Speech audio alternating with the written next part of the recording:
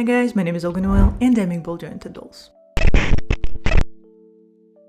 Today, again, we are gathering at my work table to look at some mold making. We will take the lower body and make a second hardest mold out of it. It's big, it has 5 parts, one less than the last time we saw me making molds, and I will have to be blurring here a lot. As dear robots, think people would dissolve if they saw dolls' private parts. Oh well, I'll try to preserve both your virtues and explain what I do, showing just enough. We'll see how it goes. Let me spoil next couple of videos for you as well. While I'm at it, I filmed the face mold and the hand and feet mold, and the next time I'll show you not only how I made them, but also how they perform with porcelain. Hopefully it will be fun, both for you and for me, but it's going to be a little bit hard to edit. Still, I'm really excited to show you how I work with porcelain. This time, it's just the process of mold making though, and I chose not to skip showing you this one as it was the only multi-part mold that had a leakage problem. In other words, this is the only part where plaster leaked under another plaster part or like mold part and created a huge gap that potentially could turn into a seam and could disrupt the mold performance. And I know how frustrating it is to have it and not know how to fix it, so let's begin. As usual, I use plasticine to fill in the hollow space inside. I used Jovi, and good news, I found and bought a huge pack of it off of Amazon just now, and you can use it instead of clay for clay beds. In some cases, and I will later show you when I use it, I did use plasticine instead of clay because it was much more controllable, and when you mold smaller parts like hands and feet, Jovi is the answer. You can also use it instead of cardboard boxes. I unfortunately ran out of boxes. In a couple of places here you will see me reuse old mold boxes that I used before, and they don't really look nice on the video and in real life, but still, it was either that or not make molds. But now I have Jovi and I can use the plasticine instead of using cardboard, basically. An affiliate link is in the description for the Jovi plasticine for the huge pack that I purchased, in case you choose to buy it as well and you don't mind waiting. Fun fact, I actually had an attempt to go and do affiliate links with Amazon before, but I'm either stupid or hopeless or have too niche of a subject. I earned like 80 cents all in all. Thanks everyone who bought anatomy books from this video, by the way, and I was extremely happy until they kicked me out, and now I have 84 cents to my name on AliExpress. This is my official second attempt at affiliate links, so guys, I definitely am not playing this game correctly, but I will try again, and I am trying again right now. So all the links under all the videos will be updated with Amazon product. I will also share a couple of palette knives that I'm looking at right now, and I will probably order it a little bit later, but if you also want to purchase the things that I choose for myself, also down in the description. In the meantime, if you want to support my art, please follow the links and follow me on Patreon. It helps so much. Yeah, it's like $20 right now, but this is the most precious thing I have going on, to be honest, and monetary value aside, the support itself, like people wanting to support me there, it's priceless. Also, I'm doing the same thing as I did in the previous videos here. You either know those steps already, or you should definitely watch the previous mold making videos. There are 3 of them, and I will combine them all into one playlist. So back to the money versus art problem. Sorry I'm so open about it. I'm at a crossroads, and honestly I wasn't thinking that this video might be a space to vent, but I mean, sometimes I just want to climb a mountain and get away from all the things tech world has bestowed upon me, an artist. And at the same time, I got so fused with my work persona over the years, and when I speak about myself, I do say product lead nowadays when people ask, which they rarely do, and the pay comes monthly. You know, I'm a sucker for those security nets. But I'm also really invested into this boy project. I want nothing more than to disappear from the workforce entirely and make dozens of boys and send them to people and be the happiest I've ever been. So I try to supplement my income, build things that might give me some freedom, and fail time and time again, unfortunately. It's okay though. I really do believe in myself, in my art, and patrons do support me every day. So hopefully we'll get to some semblance of income. And I'll be able to not only make art, but to eat as well. Yeah, sad truths about artists who have full-time jobs. I also have gone through an animation course and bought myself a 3D anatomy sculpting course, so pivot points. We'll see how it goes as well. Also, if you have some thoughts on the matter, or you left your full-time job to pursue art, or you work a 9 to 5 and are building your art into a second full-time career, share in the comments. I'll be glad to hear your stories. I have like a tinge of humiliation maybe when I open up about things like this, but I really strongly believe that unless we talk it out, unless we voice it, it will never change. And I'm really sad at my current position, and I will be glad to not be alone in this at this moment. Meanwhile, back to what's been happening on the screen. I have made a base mold part the same as a 6-part mold. This will be a strong foundation for the rest of the mold. It is going to support all the other parts that we're going to pour a little bit later. But the tricky thing about this particular body part is the covered part of it with a sticker. The male organs are so confusing and so complicated. It was honestly made a little bit more complicated for me as I was learning how they are built, how they operate for the first time online. And I have pretty interesting search history right now, not gonna lie, but now I know how they actually look. And OMG, it's so many planes there around it. And I feel like everything makes sense in theory, but on practice, I was really doubting myself. I was thinking, should I just give up? Put a fig leaf there and do what Greek people did with tiny planes and just forget about it. But in the end, I researched the whole thing from inside out, learned what makes it that complicated and how it looks in cross-section, and sort of forgot I would have to make molds out of it. And now I'm met with all the choices I made while sculpting. But we'll deal with it. I'm not sure I can show you how with all the censoring, but I'll do my best. So the base part that we just made is the simplest in its making. Yeah, it takes time to block it like this with clay. I want to compare it to plasticine, by the way, as I don't really remember myself spending so much time on the molds for my girls. And I used plasticine there a lot, although to be fair, I have tested the boy molds already and they are way better than my girls' ones. In half a year, when it's time to remold the guy, I will try to show you whether it's different or not. I will time myself and we'll see whether Jovi performs better. So after the base is ready, the rest is usually a piece of cake. I spent extra time on sanding the place where thigh socket plugs will be. It's important to make the mold symmetrical or as symmetrical as possible. You saw it was a bit crooked earlier and I tried to fix that, but I was winging it there. In a couple of steps, you'll see me reshape the sides and I'll explain why. But for now, it's best to just make them symmetrical and leave them be. And try to even out all the sides of the mold and be as precise as possible. Now we'll make the easier top portion of the mold. I could have gotten away with making it a single block, like a 2-part mold with 2 socket plugs for thigh joints, but the mold itself, the inlay, would have been a bit damaged by my extraction of the master. The porcelain doll part wouldn't suffer from the superficial but still drastic plant changes, but master cannot survive it, unfortunately. Either master or the inlay of the mold would have been damaged due to master's rigid form, and to be honest, the rigidity is much needed for the master itself because it needs to be functional, so no complaints there.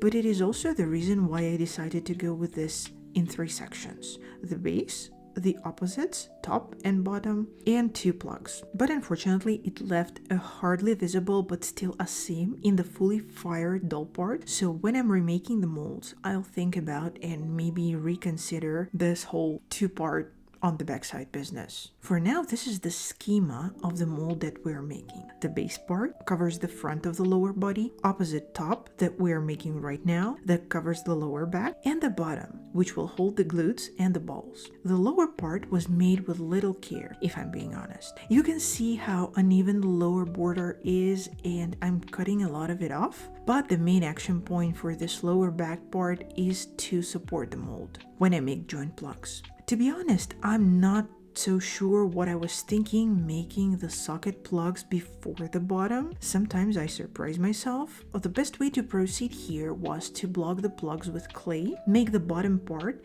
and then go into making plugs. But live and learn. Also, I will remake them in the end. So my journey looks more like base, lower back, make plugs, then make a bottom, and remake those plugs. And one of these steps should have definitely been skipped. But if you're better at planning and have a bit more patience, I'd say you might want to make one socket plug, take it out, and then make the other. Not the way I'm handling it. On screen, you see that I just turned the mold around and proceeded with making the second plug without a care in the world. It'll be a mess to take both of them out at the same time. It will be really hard, but the process for both is much the same. Put separation agent, block it with clay, and pour plaster. And these ones need to be taken out and separated from the mold and the master, unlike the socket plug for the upper body that we discussed a couple of weeks ago. But before I could do that, I used the prolonged time of plaster turning into gypsum reaction that I also talked about a couple of weeks ago. And I never showed you in this YouTube series of mold making how to use this prolonged time. Before it fully hardened, I peeled off the clay wall. The plaster is super soft right now as it didn't have time to become a solid mass, and it allowed for the easiest trim ever. But